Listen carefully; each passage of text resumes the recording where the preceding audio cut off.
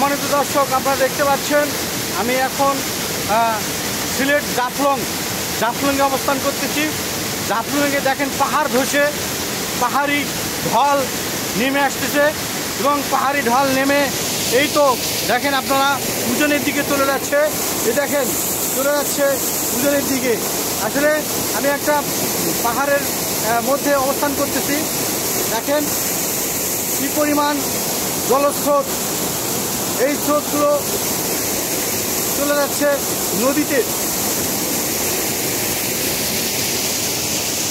আমার দর্শক আমি আপনাদের দেখাচ্ছি, আবারও দেখেন